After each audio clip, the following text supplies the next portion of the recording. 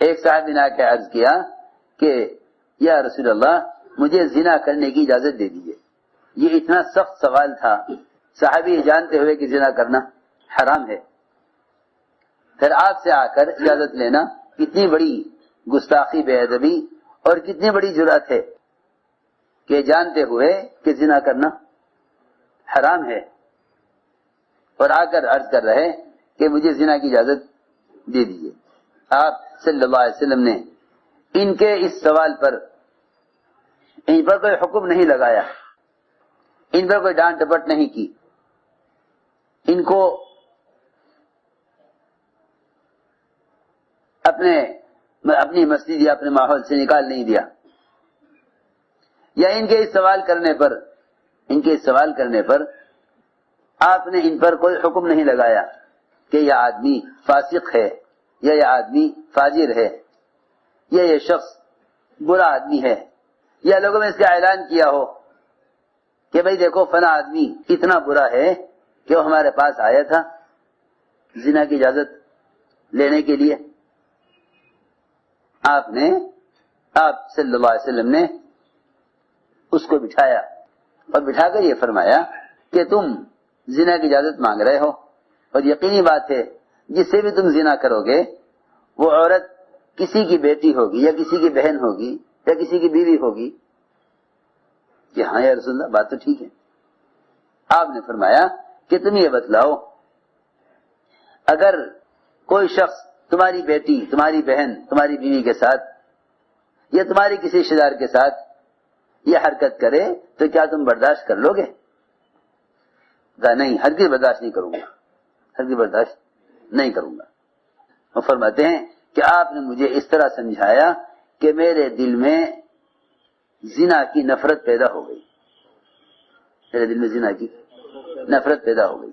منکر سے روکنا تو ایک بنیادی امر ہے، لیکن اس کے آداب، اس کی شرائط لوگ نہیں جانتے، لوگ اس کو نہیں جانتے. حدیث میں آتا ہے کہ دوسروں کی آنکھ کا اس کو بال اور تنکا نظر آتا ہے، اپنی آنکھ کا شہتیر نظر نہیں آتا. کہ اپنی آنکھ کے اندر تو پورا کھجور کا تنا لیے ہوئے ہے، وہ محسوس نہیں ہو رہا.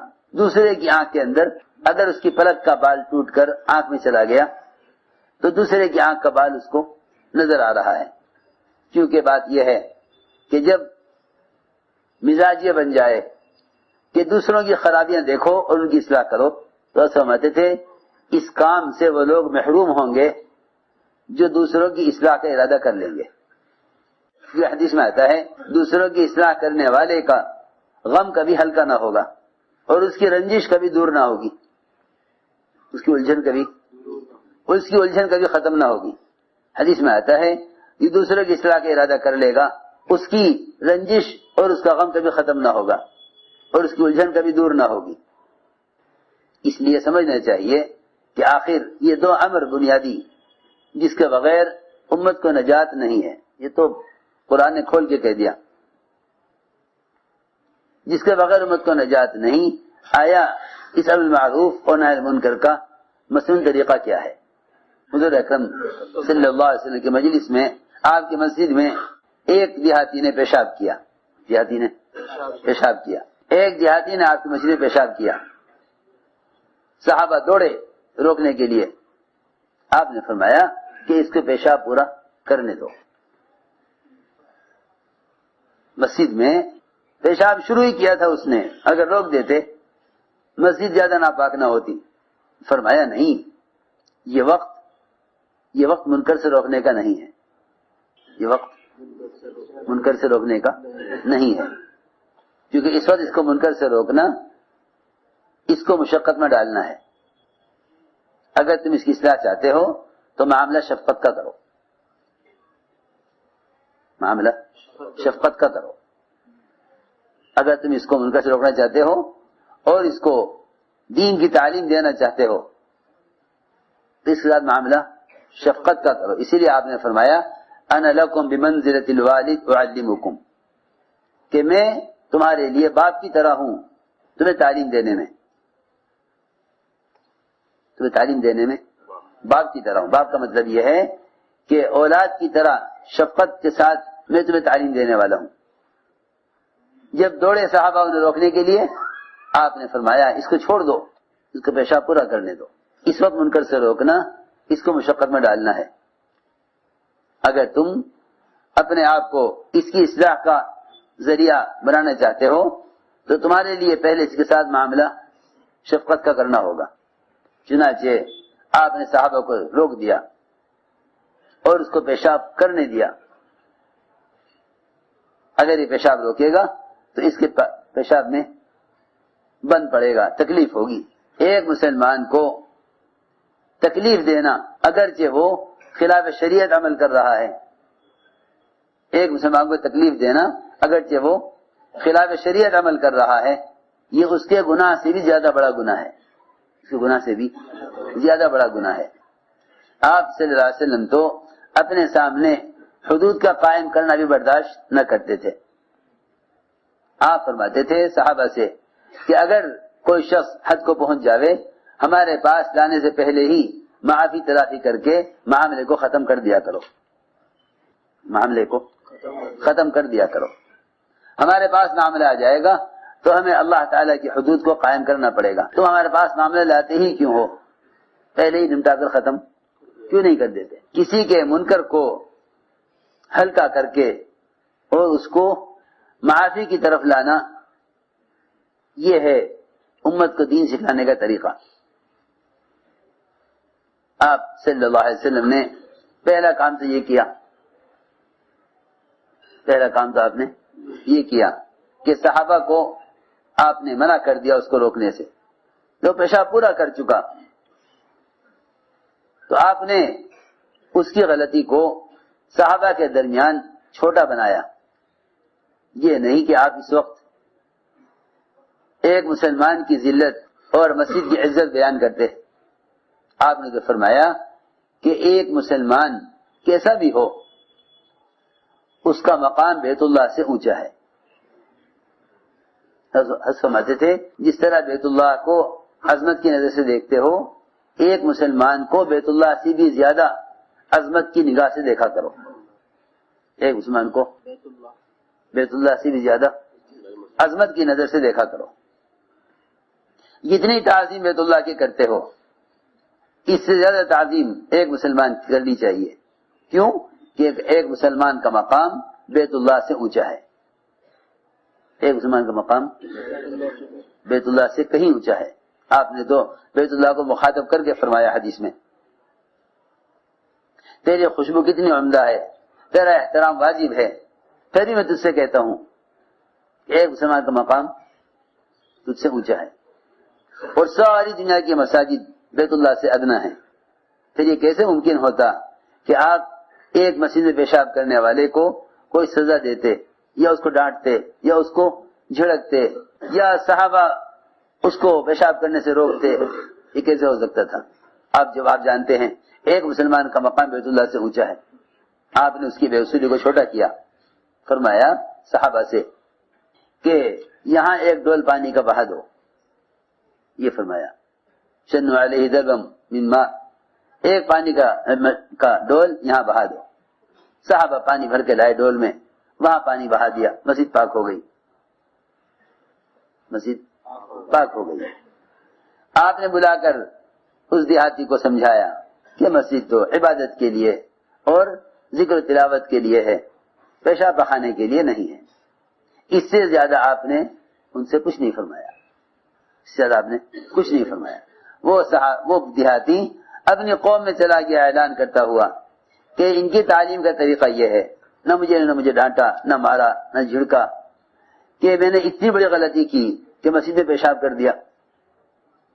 میں عرض کر رہا تھا کہ اس زمانے میں لوگوں کو اس کا تو غم ہے کہ دین کا نقصان ہوگا، حالانکہ اللہ تعالیٰ جس طرح قرآن کے محافظ ہیں، خدا کی قسم اللہ تعالیٰ دین اور دعوت کے بھی محافظ ہیں. یہ تو کام کرنے والوں کو دھوکہ ہے، کام کرنے والوں کو دھوکہ ہے، اور یہ شیطان کے جال میں پھنس گئے اس خیال سے کہ کام کا نقصان ہوگا، لہذا کام کی حفاظت کے لیے فساد کرو. جب منکر سے روکنے کے لیے سنت کے طریقے سے ہٹ جائیں گے تو اس کا نتیجہ فساد ہوگا، اصلاح نہ ہوگا۔ یہ بھی شیطان کا دھوکہ ہے کہ کام کا نقصان ہوگا، کام کا نقصان ہوگا، نہیں۔ اللہ رب العزت دعوت کی محنت کے قرآن کی طرح محافظ ہیں۔ اللہ اس دعوت کے کام کے قرآن کی طرح محافظ ہیں۔ جس طرح قرآن کو کوئی زمانہ ختم نہیں کر سکتا، اس لیے اس طرح انبیاء علیہ السلام کی اجتماعی محنت، انبیاء علیہ السلام کی اجتماعی محنت جو اس امت کی طرف اجتماعی طور پر منتقل ہوئی ہے، اس کا کوئی نقصان نہیں کر سکتا۔ جو بھی نقصان کرے گا وہ اپنی ذات کا کرے گا، کام کا نقصان کوئی نہیں کر سکتا، کیونکہ اللہ رب العزت نے امت کی ہدایت کے لیے جس زمانے میں جو بھی اسباب اللہ رب العزت نے ظاہر فرمائے ہیں، اللہ تعالیٰ ان کے محافظ ہیں قرآن کی طرح، اللہ ان کے محافظ ہیں قرآن کی طرح۔ جس طرح اللہ رب العزت اس دعوت کے کام کے کرنے میں انبیاء کی حفاظت کرتے ہیں، اس طرح اللہ رب العزت کام کرنے والوں کی اور کام کی بھی حفاظت قیامت تک کرنے والے ہیں۔ یہ تو شیطان کا وسوسہ ہے تاکہ مایوس ہو کر کام سے بیٹھ جائیں، یا مایوس ہو کر کوئی ایسا غلط قدم اٹھائیں جو منکر سے روکنے میں نبی کے اسلوب اور خلفاء راشدین کے طریقے کے خلاف ہو۔ تو میں نے عرض کیا کہ منکر سے روکنے کے کچھ شرائط ہیں، منکر سے روکنے کی کچھ شرائط ہیں، جس میں سب سے بڑی شرط یہ ہے، منکر سے روکنے کے لیے کچھ شرائط ہیں، جس میں سب سے بڑی شرط یہ ہے کہ تم کسی کو منکر سے روکنے کے لیے اس کے منکر کے متلاشی مت بنو۔ سمجھے بات نہیں؟ اس کے منکر کے متلاشی مت بنو۔ اگر تم اس کے منکر کی تلاش میں ہو تو پھر تم خدا کی قسم اس منکر کرنے والے سے زیادہ بدتر ہو۔ اگر تم اس کے منکر کرنے کی ٹوہ میں ہو اور تلاش میں ہو تو تم خدا کی قسم اس منکر کرنے والے سے زیادہ بدتر ہو۔ اللہ کی نظر میں وہ مسلمان سب سے زیادہ ذلیل ہے جو کسی مسلمان کی ذلت کا دل کے اندر ذرے کے برابر بھی ارادہ رکھتا ہو۔ اس لیے منکر سے روکنے کی شرائط یہ بتلائیں۔ پہلی شرط یہ ہے، کسی منکر کرنے والے کو منکر سے روکنے کی پہلی شرط یہ ہے، اور یہ مجھے معاف فرمائے، یہ پہلی ہی شرط اس وقت بالکل مفقود اور ختم ہوئی بھی ہے۔ پہلی شرط یہ تھی کہ منکر کرنے والے کے منکر کی ٹوہ میں مت لگو، اس کے متلاشی مت بنو۔ اگر کسی کا کوئی منکر نظر آ جائے، اگر کسی شخص کا کوئی منکر نظر آ جائے تو فرماتے تھے سنت طریقہ یہ ہے کہ اس منکر کرنے والے سے اتنی محبت اور تعلق بڑھاؤ، اس منکر کرنے والے سے اتنی محبت اور تعلق بڑھاؤ کہ تمہیں یقین ہو جائے کہ آج یہ میری بات سن لے گا۔ سمجھ میں آئی بات؟ نہیں آئی؟ تم سب سو رہے۔ اس منکر کرنے والے سے اتنی محبت اور تعلق بڑھا لو کہ تمہیں یقین ہو جاوے اب یہ میری بات سن لے گا، میری بات مان لے گا۔ اگر تمہیں یقین ہو جائے کہ اب اتنا تعلق قائم پیدا ہو گیا کہ میری بات مان لے گا، تو پھر تم اس کو تنہائی میں لے جا کر اس طرح کہ اس کے علاوہ کوئی نہ سنے، اس کو یہ کہہ دو کہ بھائی میں نے ایسا ہوتے ہوئے دیکھا ہے، اگر یہ ٹھیک ہے، میں نے صحیح دیکھا ہے تو ایسا نہیں کرنا چاہیے، ایسا نہیں کرنا چاہیے۔ بس یہ آدمی اللہ کے یہاں محبوب ہے، یہ شخص اللہ کے یہاں محبوب ہے، یہ شخص اللہ کے یہاں محبوب ہے۔ اگر اس نے اس سے آگے بڑھ کر کوئی اور اقدام کیا اس کی اصلاح میں تو یہ اللہ کے یہاں مجرم ہوگا، کیونکہ اس کا مقصد تذلیل ہے، اصلاح نہیں ہے۔ اس کا مقصد تذلیل ہے، اصلاح نہیں ہے. اتنا تعلق پیدا کر لے کہ اسے یقین ہو جائے کہ میری بات مان لے گا.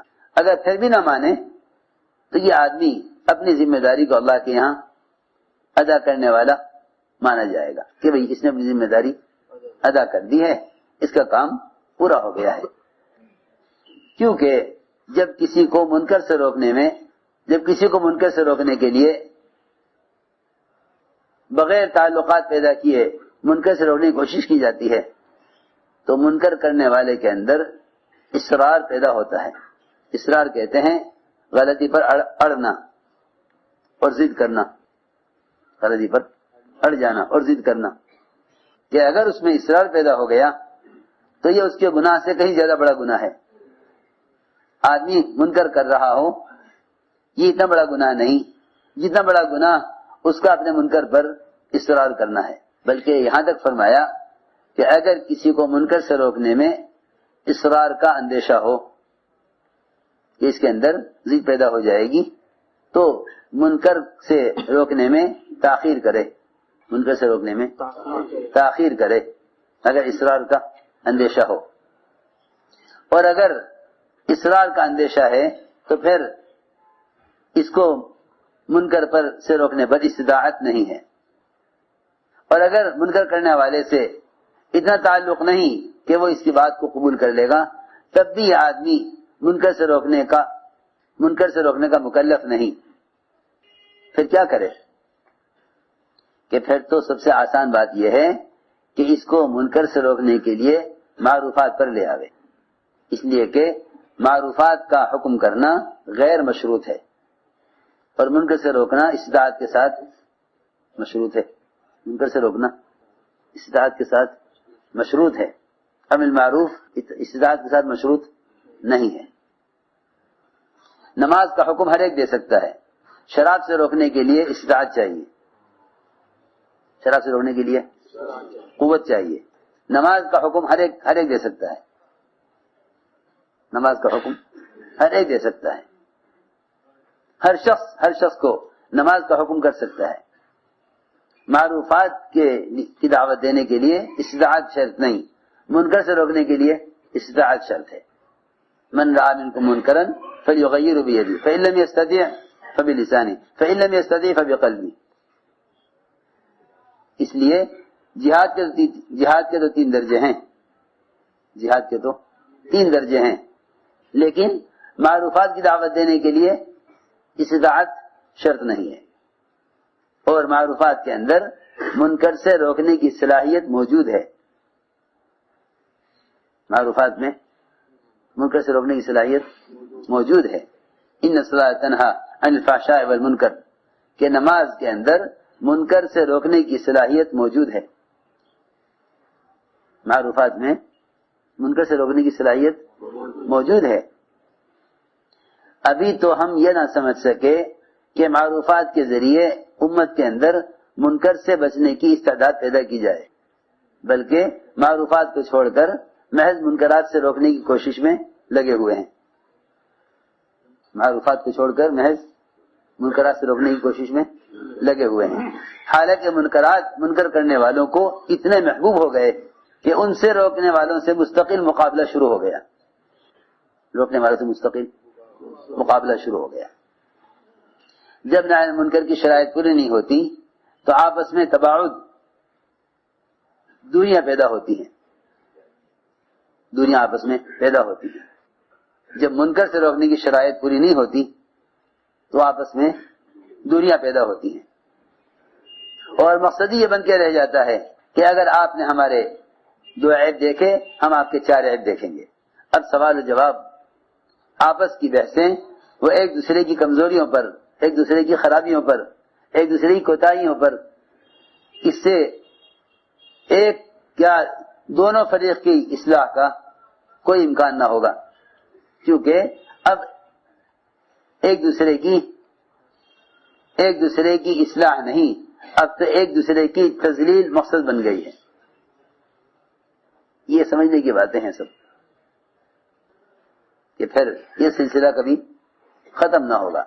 اس نے اس کی اصلاح کے لیے 4 عیب پکڑ لیے، اس نے اس کی اصلاح کے لیے اس کے 6 عیب پکڑ لیے، یہ سلسلہ لامتناہی ہوگا۔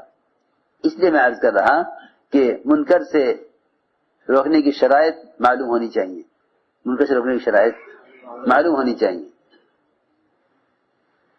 کہ حضور اکرم صلی اللہ علیہ وسلم کا اور آپ کے صحابہ کا اس میں کیا طریقہ ہے، کیا اسلوب ہے، یہ معلوم ہونا چاہیے۔